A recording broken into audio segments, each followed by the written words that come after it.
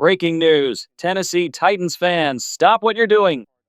We just witnessed something in preseason that could change the conversation about this team's future. One game, one performance, and the energy around Nashville has shifted. Even in defeat, a star may have been born, and you're going to want every detail. Stay with me because what happened on that field is bigger than the scoreboard. The scoreboard might read Tampa Bay Buccaneers 29, Tennessee Titans 7. But don't let that fool you. Preseason scores don't tell the full story, and last night's story was all about one man, Cam Ward. From the opening snap, Ward looked poised, sharp, and completely unfazed by the moment. 2 drives, 5 completions on 8 attempts, 67 yards through the air. A quarterback rating just shy of 90. And most importantly, a 65-yard touchdown drive that had Titans fans on their feet. Calvin Ridley made his presence felt too, pulling in 3 catches for 50 yards. And rookie running back Kel Mullings bulldozed his way to 33 yards on just 7 carries. Yes, the final score was lopsided, but the first unit, they delivered. Before we dive deeper into last night's biggest winners and key takeaways, make sure you subscribe to the channel, like this video, and hit the bell icon so you never miss breaking Titans coverage. Alright, now let's get back to the action. Cam Ward's debut wasn't just good, it was the kind of performance you want from your franchise quarterback in his very first NFL appearance. And yet somehow the game wasn't broadcast nationally. Instead of showing the first overall draft pick leading his team for the first time, fans outside Tennessee got stuck watching a dull Jets versus Packers matchup. A wasted opportunity for the league, but a golden moment for those lucky enough to see it. Ward showed accuracy, pocket awareness, and leadership that reminded everyone why the Titans made him the top pick. Sure, perfection is always the goal, but for a debut, this was a statement. Last night erased every doubt about Cam Ward. All the talk about shaky chemistry in camp, gone. Every hesitation about whether he could command the huddle, forgotten. What we saw was a quarterback who looked like he's been here for years, calm in the pocket, reading the field, delivering strikes. That very first 27-yard connection to Calvin Ridley was more than just a completion. It was a statement. And here's the thing, Ward didn't just throw the ball, he owned the moment. He stood firm under pressure, scanned the defense, and found his man like it was second nature. When he left the game, you could feel it. The energy shifted. No disrespect to Brandon Allen or Tim Boyle, but the crowd knew they had already seen the future. Titans fans exhaled thinking, this season, this could be something special. Calvin Ridley was every bit the perfect partner in that debut. In just 2 drives, he pulled in 3 catches for 50 yards, 3 of Ward's 5 completions went to him. That's not coincidence, that's chemistry. His routes were sharp, his hands sure, and his focus razor sharp. It looked like a return to his prime form, reminiscent of his best days in Jacksonville. You can already sense it. Ward trusts him. It's the kind of trust where the quarterback doesn't have to see the number, he just knows Ridley's open. If this is what their connection looks like in week 1 of preseason, imagine it by mid-season. Triple-digit targets? Absolutely possible. And if defenses aren't ready, this duo could light up scoreboards all year long. Now let's talk about the final big winner from last night, and this one comes from the defensive side of the ball. James Williams. All through camp, the question at linebacker was simple. Who's going to line up next to Cody Barton? Would it be Cedric Gray? Otis Reese? Well, Williams might have just made his case in bold letters. Against Tampa Bay, he was everywhere, racking up 7 tackles and flying to the ball with speed you don't usually see from someone still adjusting to a new position. Remember, this is a guy who converted from safety to linebacker, and yet he's already showing natural instincts in the box. From the very first play, he made his presence felt. Special teams, opening kickoff, boom! He crushed the returner with a hit that set the tone for the night.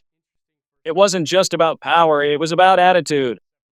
Williams played like a man determined to own that linebacker spot. Beside Barton, he gives the Titans a dynamic duo that wasn't on the field last year. Neither of these starters held that role in 2024, and now they're anchoring a defense that suddenly looks faster, tougher, and more physical. Training camp is one thing, but making your name under the lights, that's how you win jobs in the NFL. And Williams, he's not just in the conversation anymore. Right now, he is the conversation. Now let's shift to the tougher side of the recap, the losers list. And I'm putting a bit of an asterisk here for Tyjae Spears. It's one of those situations that's part win, part loss. On one hand, he looked fine in the snaps he played. On the other, the night took a turn that had every Titans fan holding their breath. Here's how it unfolded. Midway through the game, news breaks from Adam Schefter. Spears carted to the locker room with a lower leg injury. Instant panic. Your mind jumps to the worst case scenarios: torn Achilles, blown knee, season over before it even starts. But then the truth came out. It wasn't nearly as bad as feared, just a sprained ankle expected to keep him out a few weeks. No major damage. And yes, he was carted off, but that's often just protocol when you don't want a player hobbling the entire distance back to the locker room. Still, the scare was real, and the timing couldn't be worse. Spears will miss the rest of the preseason, and while the hope is he'll be back in time for the regular season, it's never ideal losing valuable reps in August. So why the asterisk? Because this isn't a long-term loss, but it's enough to hit pause on what was shaping up to be a strong summer for the young running back. When the news first hit about Tyjae Spears, it felt like a gut punch. Then came the relief. It's only a sprained ankle, nothing long-term, and he's on track for week 1. Call it what you want, a scare, a minor setback, maybe even a win in disguise. But from there, we moved to what might be the biggest disappointment of the night, and it's not about poor play, but lack of opportunity. Xavier Restrepo. Fans have been waiting to see number 87 get meaningful snaps, and the wait stretched. And stretched until late in the third quarter. By that point, Taron Davenport was pointing it out on social media. Restrepo had been on the field for just 1 snap, and it was on special teams. Eventually, he logged a few more offensive plays, but when the final snap count came out, it told the story. 11 total snaps on offense, 2 targets, no catches. Compare that to guys like Jameer Dyke or L.K. Manor, who both got over 20 snaps, and it's clear this was not the showing Restrepo needed in a roster battle. The troubling part? He's fighting for a job, and every preseason rep is gold.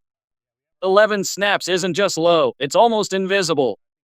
There was hope Cam Ward's chemistry with Restrepo in camp might be enough to secure his spot, but this game was a reminder: roster decisions aren't made by quarterbacks.